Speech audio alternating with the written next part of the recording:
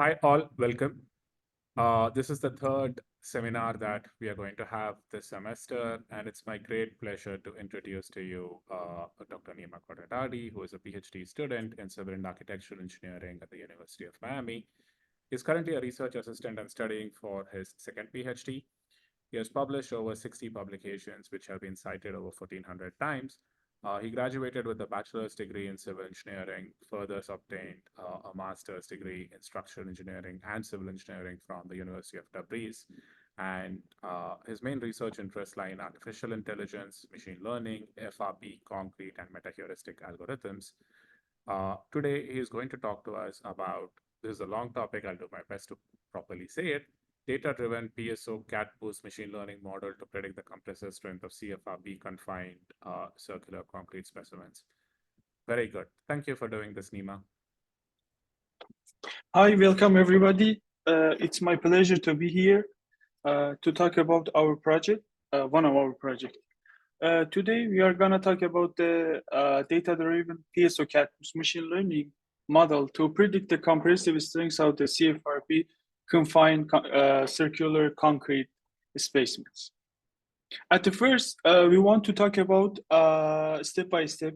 First, about the optimization, then about the metaheuristic algorithm. Then we are going to talk about our application here for the CFRP CC, and then we conclude. First, what is the optimization and why we need to use the optimization? As you know, for each problem, we need to have a decision making, and due to the complexity of our problems, we need to stay in a competitive age, and the decision making must be in a rational and optimal way. At the first, we need to define our problem. Then our problem should have formulated, and we should create our model, and then we should optimize our model to find the best solution that we are going to implement. What does it mean, complexity? The complexity in algorithms means that each algorithms has their own complexity, and an algorithm needs to important resource to solve each problem. First, time, and the second is the space. And the time complexity of algorithms is the number of the required steps to solve a problem optimization with the size number like n. As you can see in the picture, when we increase our our problem increase like a logarithmic polynomial time algorithm, or exponentially, our time and our cost will be increased. Here is the complexity problem that we want to mention. If we have a n size with n population, we just need to 10 microsecond. But if we increase our complexity to n factorial, in that case, we need for n population size 1.8 power 5 microsecond, and it's a huge number. And if we increase the size of the number to the 40 to a 50, maybe sometimes it needs 4.2 power 30 century, and it's a lot for our, and we cannot wait for that. Nobody can wait. This is the topic this is the problem that all optimization problem try to solve this problem. This is a travel salesman problem. In this problem, we have in cities, and we have a distance between these cities, and a person want to go all through these cities, but he needs to get the optimal solution as the shortest way. And for this reason, most of the algorithms try to solve this complicated problem. After this is like our benchmark for our algorithms. Okay, here this is some kind of the animals. Maybe you are shocked. What is this? This is the puma, the mountain gazelle, the ant, and the electric eel frogging. All these algorithms, all these animals, they have their own behavior. And based on their behavior, we try to get our inspiration from them to implement it in a computer and to write a code to get the optimization algorithm. This is not the vodka that all of us maybe think about that. This is about the Grey Goose algorithm. When I arrived to University of Miami, I saw a lot of these animals in our lake, our campus, and I think about that, how we can, create a new algorithm based on this creature. Then we try to, look forward and, search about this animal to find their behavior in the nature and how they survive it. And after that, we try to change that behavior to the computer method, to the mathematical models. And after that, we try to change it to the optimization problem. This is our inspiration. And finally, we publish the Grey Goose optimization this year with the electric L frogging optimization, with the POMA optimization. All these optimization techniques are, based on the animals. We got the inspiration from the nature, and some of them we got the inspiration from the mathematical problem. And we use this metaheuristic algorithm, we call them metaheuristic algorithm, in our problems, like every problems that we need to optimize it. It is so easy to use this algorithm instead of the mathematical models that sometimes we cannot use them because of the mathematical problem. And for this reason, the people try to use the metaheuristic algorithm. Here, maybe you ask me how we can fit the, ant into our computer. It's not like that. Maybe the ant is a so small animal, maybe we can feed it. But to part of the jokes, we cannot do it. This is another animal, is a hippopotamus that we wrote a code for them, and the paper is under review for this new creature. And I want to say that these all animals, they have their own, behavior. And for those behavior, for example, the ant, for more than 2,000 years, they can survive in this world. Why? Because they find their own way, and they can survive in this world. And because they can find their optimal solution. I mean, they can do the best for themselves as a creature, and they are still alive. Let's talk about the optimization methods and where is the metaheuristic in our tree. At the first, we have an optimization method. We have an approximate methods and we have an exact methods. The exact methods is our mathematical methods, but it's really time consuming to use those because of the time, because of the space. We cannot always use those methods. And for this reason, people try to find the new way as an approximate method. In the approximate methods, we have two types of the algorithms. It is the heuristic and approximation algorithms. In the heuristic algorithms, we have a metaheuristic algorithms and problem-specific heuristic.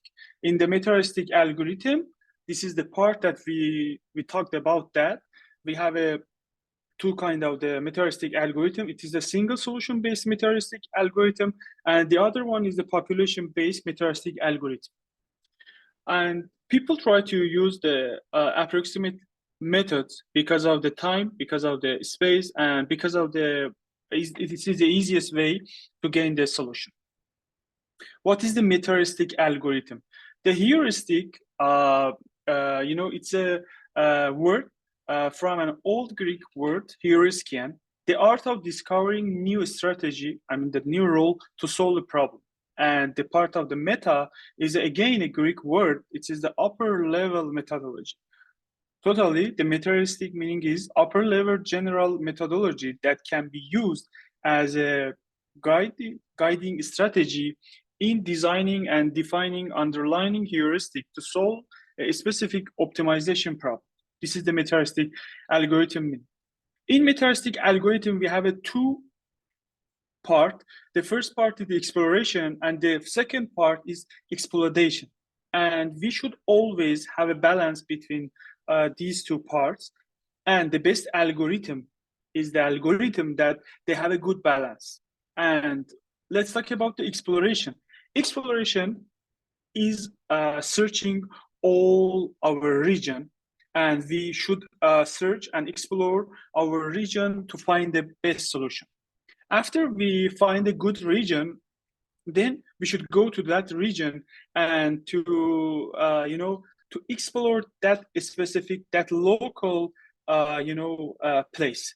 And it's like that. At the first we search in a big view, and after that we focus on the view, on the space that we are going to find the best solution. And because of this, we need to have both exploration and exploitation to find the best solution. Look, this is the mathematical graph that we have. This part, we have a local optimal, global optimal, and again, local optimal. Most of the mathematical problem, they got stuck in the local optimal, and they couldn't go to the global optimal. And because of this, we try to use the meta-heuristic algorithm to find the global optimal. The global optimal is the best solution for our answers. But we should be careful about this. Some algorithms, even if in the meta-heuristic algorithm, sometimes because of their nature, they got stuck in the local optimal. And because of this, based on the some benchmark that we have, we should test all these algorithms on those benchmark to find out that which one is the best for our solution, our problem.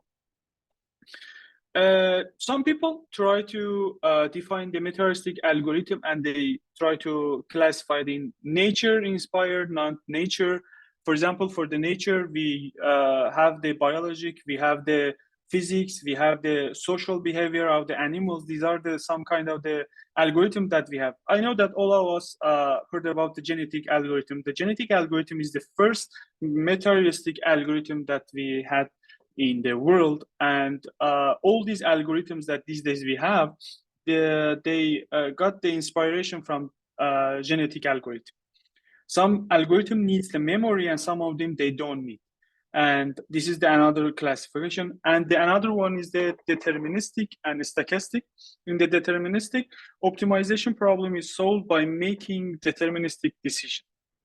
And for the stochastic, it is the optimization problem that is solved by some random rules, and this is the random.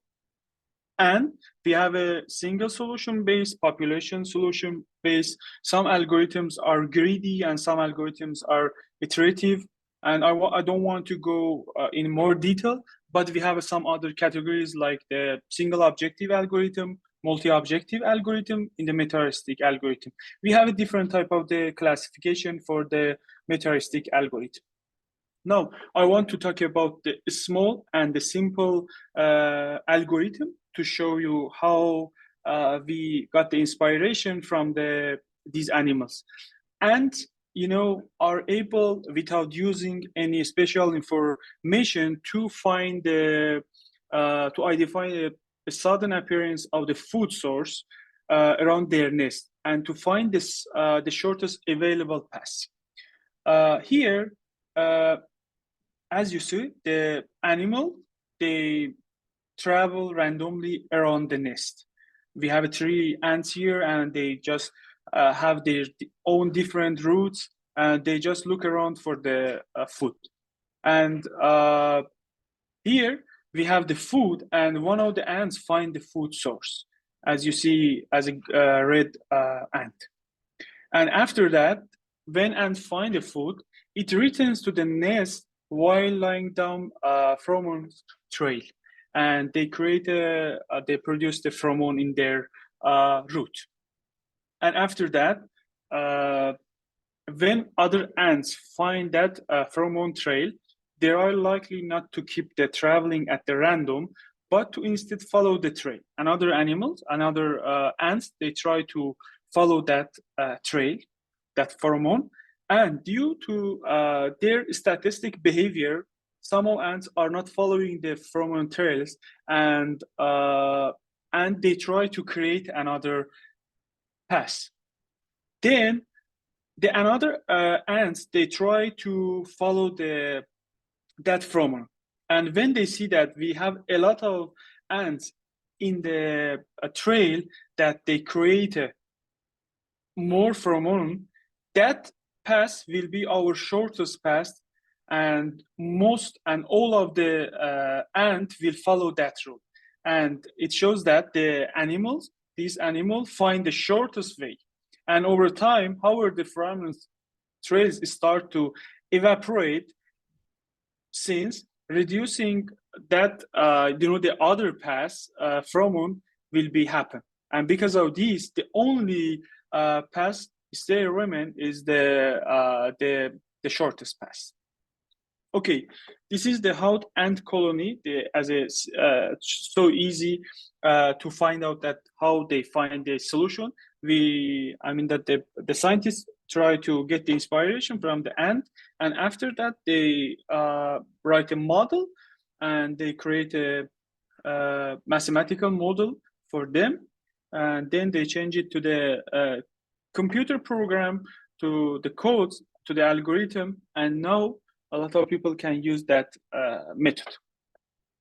Here, we want to talk about the machine learning first. This is the really nice topic, and maybe sometimes we got confused. What is the difference between the traditional programming and now the machine learning programming? In the traditional programming, we have a data and we have a program, and then by using our computer, we will gain output. But in the machine learning, we have our data, we have our output, and then by using the computer, we are going to create a program. This is the difference between the traditional programming and the machine learning. We know that we have a different machine learning algorithms, like naive Bayes classify algorithm, SVM, super vector machine learning, logistic regression, artificial neural networks, and random forest, and so on. But using the metaheuristic algorithm and combining and hybriding them with the machine learning is really nice topic, because in our machine learning algorithms, we have a lot of parameters that we are going to optimize them by metaheuristic algorithm and use the metaheuristic algorithm. And sometimes instead of training our data, our model with artificial neural networks, we can use the metaheuristic algorithm to train our models too. This is another use of the metaheuristic in the machine learning. Okay. Now, until that, we talk about the algorithms. What is the optimization? What was the metaheuristic algorithm? Both of them, were based on the computer science. But from here, we are going to talk about the FRP confined concrete. As we were, there is a rising interest in using FRP in the construction sector. Significant amount of the experimental and analytical research has been carried out to comprehend the performance of the FRPCC under the compression. Lateral confinement of the concrete columns, which can be FRP wrap for the repair and retrofit application, or FRP tubes in a new construction. They increase the ductility and strength by putting the element in the condition of the triaxial, compression. This hybrid use of the FRP and the concrete also enhance the durability and service life of the concrete elements. And two major categories of the research. The first one is the experimental investigations to provide evidence on the successful use of this confinement technique. And the second one is an analytical investigation to propose models for predicting the compressive strength and strain of the FRPCC for design proposals. Here, you can see the schematic view of the FRPCC specimens. And here, the cylindrical concrete elements subjected to the triaxial compressive stress. Primary compressive stresses are applied equally through the longitudinal axis of the specimen and lateral confining pressure. Subject to compression, a confined concrete tends to expand in a radial direction. And the expansion of the unexcited low FRP jacket generates a reactive confining radial pressure at the interface between the FRP and the concrete. As you see in the figure, this figure illustrates the stress pattern resulting from the confining action of FRP on a circular concrete element. And this equation defines a circular concrete specimen with a diameter of the D and confined in a FRP wrapped or tube with a nominal strength thickness of the TF and the confined pressure and the hoop tensile stress of the FRP you can see in the formula. As introduction, we can say that recently the machine learning methods have gained a significant recognition owing to advancement in the computer software and strengths of the algorithms. A primary benefit of the machine learning algorithm is that doesn't require the user to understand the problem comprehensively. I mean that some people, they create a model and after that it's like a calculator without knowing anything about the machine learning. You can just put your input inside the method and you will find the output. And a primary benefit of the data-driven ML model is that there is no need to understand all the codes, all the formula. And if you have a sufficient data and domain knowledge, and a machine learning model can help in predicting our output in a complex system. Sometimes our system and our problems, are really difficult and complex. And for this reason, using the machine learning methods can help us. And developing a resilient machine learning model will save our time and we can solve the complex problem. And the process are really easy. First, we should find the appropriate algorithm. Then we should develop a model.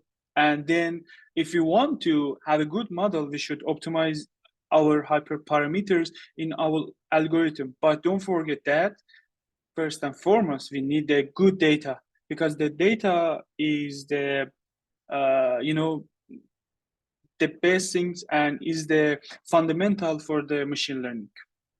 And after that,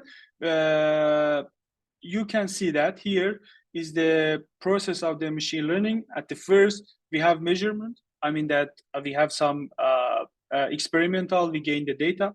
After that, we should go to create our database.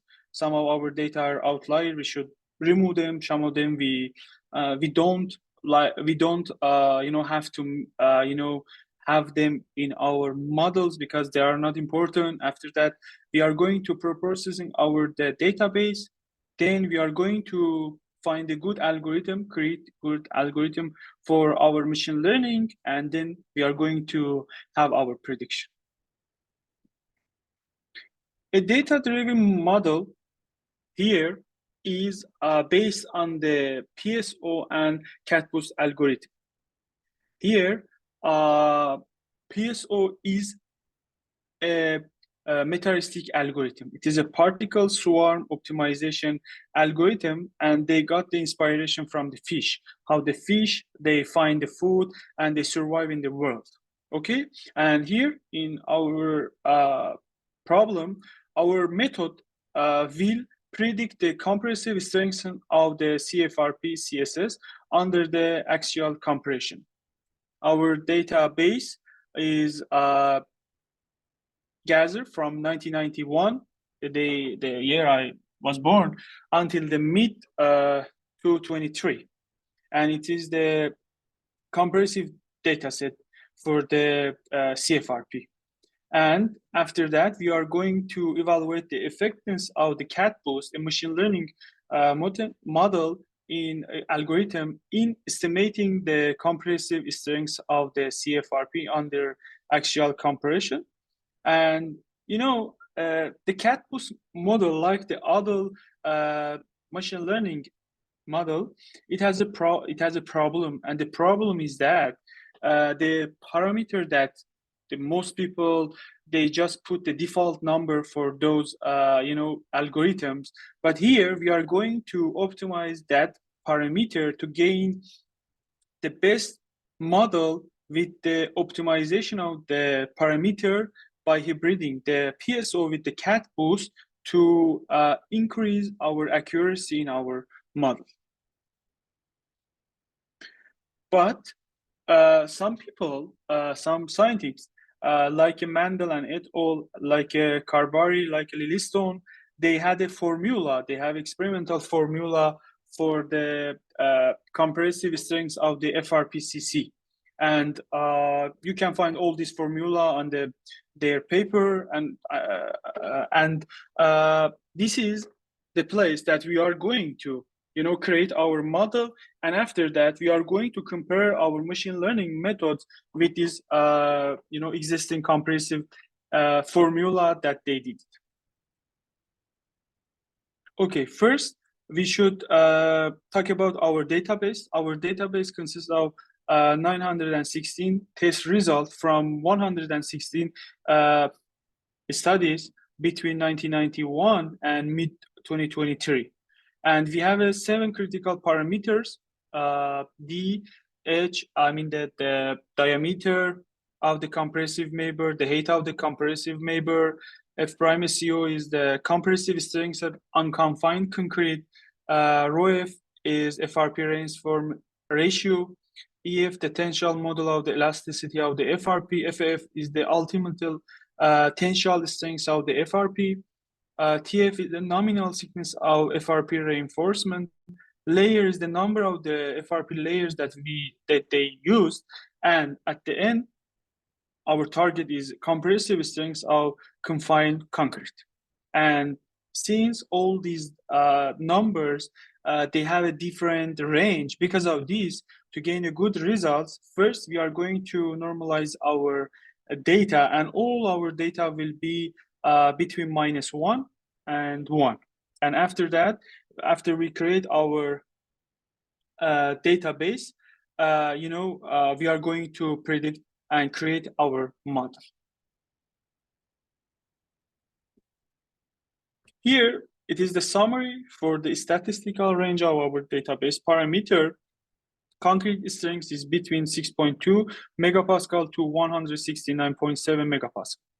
And the CFRP composite with the model of elasticity between 16 until the 640 gigapascal. The CFRP composite with the ultimate tensile strength from 174 megapascal to 4,900 megapascal. The reinforcement ratio is between 0.001 to 0.162, and the total nominal thickness is between the 0.09 millimeter to 5.84. And the compressive strength of the confined concrete is from 12.8 megapascal to 302.6 megapascal. All these data were gathered from all the literature review, and they did some experimental, and we gained that data from the literature review to work on it. Here, we have two type of the confinement type. It's a wrap and tube. For the wrap, we have a different kind of the concrete classification. As we mentioned, here is a low, normal, and high. And the number of the data points that we had, for example, for wrap CFRP with the low classification of the concrete, we have a 22 number of the data. For the wrap with the CFRP type, with the normal concrete, we have a 581 data points. And these are all the data points that we classified between the CFRP type, between the concrete classification and the confinement type. We use the both wrap and tube here. This is the distribution of the input and output parameters and the frequency of occurrence and the correlation between these parameters that we have it here. For example, if you see, there is a good correlation between the TAF and the FSCC because the correlation is in the straight, it's in the positive line, but some of them, as you see, like EF with the TF, they had a negative correlation. It is just based on our data for this problem. Okay, when we create our machine learning method, after that we need to find our performance there. Here we have 5 performance measures that we are going to use it as a error, as a coefficient of the determination, mean square error, RMSE, root mean square error, and mean absolute error. That for each our data, for our machine learning method, at the end, we will compare our target with the experimental data, and then we should measure with all of these performance measures. Okay, this is our particle soar optimization cat boost model. The gradient boosted decision tree is an ensemble models based on the decision tree. And in this study, we focus on the GBT variation. It's namely categorical boosting. It's a cat boost. And here, this is our architectural detail of PSO cat boost. As you see, we have a raw data, then we have a data processing, and we should clean our data, we should normalize our data, and then we add our target and features. It is our all data, and after that we should split our data to training and the testing data set. Here is 80% for the training and 20% for the test data set, and after that we are going to create our model. Our model is the PSO cat boost model, and here we are going to have the PSO optimization for tuning our parameters, and in this stage we use the PSO. In the PSO we have a population, then we should have our optimization technique here based on the PSO to update our fitness value. Our fitness value is MSE here, and after we get the good solution, then we have our parameters here, then we predict our model, and then we will find our target. Then the 20% of our test method, we input in our model to evaluate our model with the performance measures. Okay, now here we are going to talk about our results and discussion.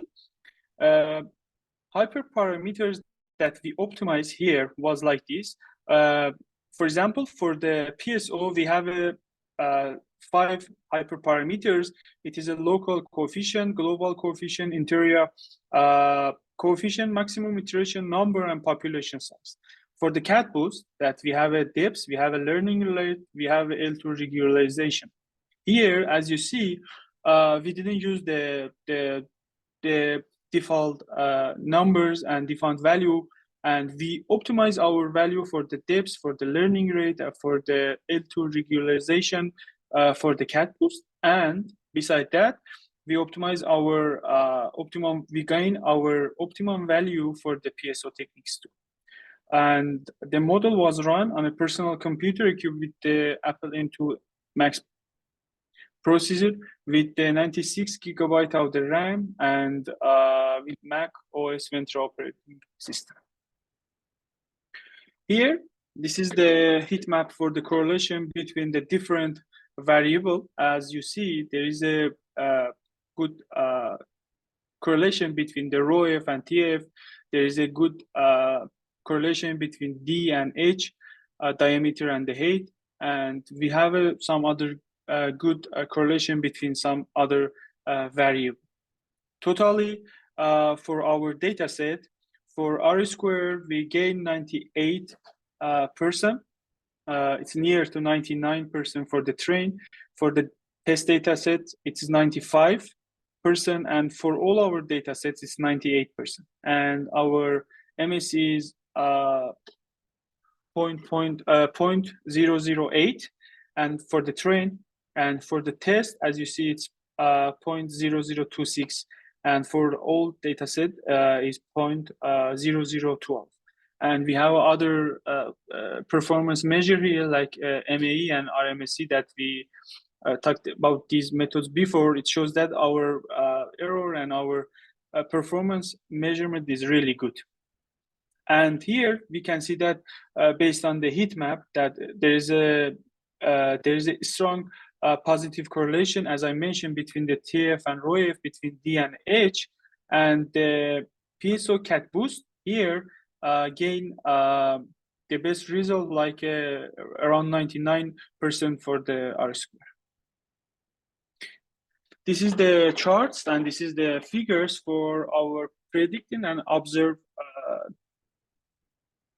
data. First, we have the experimental data, then we have our target, and we try to compare them with each other to see that how they are different from each other. As you see in the figure A, most of the data they cover themselves, and it shows that we have a small margin error here, and the error is around 0.025, and the R square for the data set here shows that it's 98%. This is for the test data. The test data is a data that our methods, our models, they have never seen that data, and there are the new data. We use that test data to find out what is our result for the test data, for the data that the algorithm have never seen. And for this data, the R square value was 95%. And as you see, we can find out that because the R square between the test data and the train data, they are near to each other, we can find out that there is no overfitting here for our training data. And the error is evaluated by comparing the predicted outcomes with the actual data. These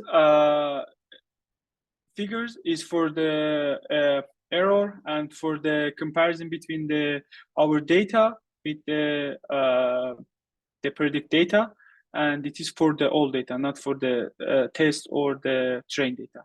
And the R square here, as we gain for all data, is 98%.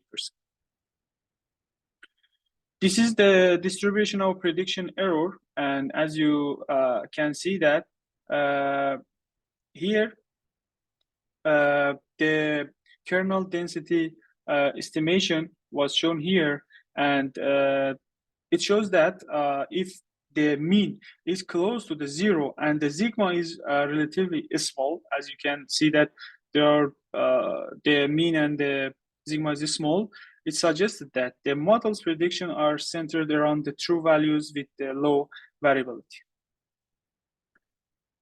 And here we compare our model with the other methods that they had some formula, like Lillistone and Jolie, Mendel and et al. And Caribrari and Present. We put all our data for this method, and then we compare the formulas output with the experimental. As you can see that here for our present work, most of the data, as the correlation show here, R squared, our method work better than the other methods. Here's the comparison between the RMSE, MAE, and MSE for all models. Here, as you see, our models with the R square of 98% is the best, and the error like a RMSE, MAE, and MSE metric for the all data for our present work is less than the other methods. Yeah, here is a Taylor diagram. That is really good diagram to show at the same time the correlation coefficient, the standard deviation between the and RMST between the all methods. And here the pink circle is the observed data, that is a real data. The red one is the present work. As you see that the present work is near to the observed, and after that the other methods like Karibari and Lilystone and Mandel, that is they are far away from our observed data. And it shows that our method with the machine learning is better than the others. And here with the SHAP diagram, we try to find the impact of the feature for our database. The ML, the machine learning models can be difficult to interpret because they are frequently seen as a black box. And in order to comprehend these models, explainable machine learning approaches are essential. These techniques can be used to identify the key feature that determine the model's output. And this study, we employed two approaches. The first one is the SHAP. It means that Shapley additive explanation and the permutation feature importance, PFI, to find out the significance of each feature and its corresponding contribution to the model prediction. As you see, the SHAP clarifies that the prediction of the particular data instance by the calculating each predictor's contribution to the prediction using the game theory principles. Due to this theory strengths and its fair distribution of the effect, the Shapley value may be the only method that capable of providing a full explanation. And here you can see that there is a high correlation and high impact factor for the FSCO, positive for our target. And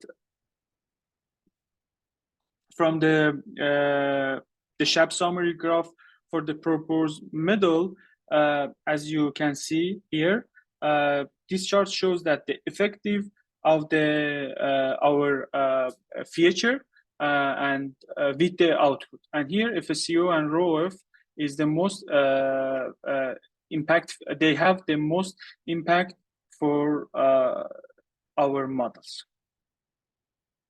And here again, this is the mean SHAP value. These mean SHAP values offers a compressive assessment of the significance of the performance. And as you see that FSCO and the ROF, they are the first, and they have a high impact on our models. And for the permutation feature importance, PFI, SHAP values, sometimes they cannot reveal the specific impact on some of the feature. And PFI displays the feature that influence the overall performance of the model. And the quality of the prediction decrease when the information is disrupted sometimes. And because of this reason, we use the PFI. And here you can see that with the PFI, the ROF and FSC is the most influential factors in predicting our F prime C. And the other features, they don't have a significant impact for our prediction.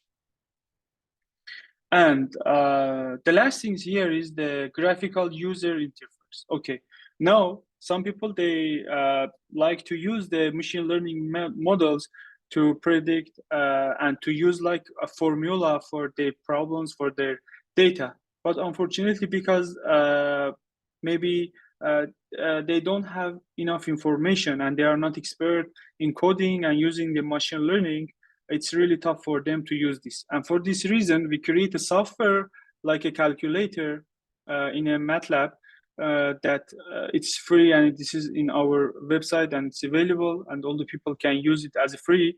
And they just need to put the different features value here, and after that they can predict the compressive strengths of the confined concrete. And here I want to thankful from our teams, Dr. Antoninani, Francisco Di Cassi, and Hussein Ronari, and they are the part of this job, and they were the part of the civil engineering side. Dr. Sayed Kanavi and Yelena Yesha, Dr. Yelena Yesha from the computer science. And I was the bridge between these two, science here, to link these two things with each other to create a good, project and find a reasonable solution for our, the best solution for our models. And here it is about the conclusion. We can say that the machine learning models are really good for using because it is so easy to use. And the third, that as we can see that our PSO cat boost can reduce the MSE and RMSE, and we compare them with the other experimental models, and we find out that the machine learning models, cat boost model, is the best in comparison with the other one. In this method, the F prime, the FSC and ρF is the most, famous and the most crucial feature for our model. And in the future, we can use some other optimization technique to, instead of the PSO, to gain the best result for other database. And here we use the cat boost machine learning models, but then maybe we can use the XGBoost, we can use the decision tree, and then we can hybrid it with the the metaheuristic algorithm to tune the hyperparameter of these algorithms to gain the best result and the best model with higher accuracy. And this is the conclusion for our project. Thank you very much for listening to our presentation. If you have any further need any information, you can contact with me through this link, or you can use my website to come, to see our methods, our software, and our algorithm here. Thank you very much.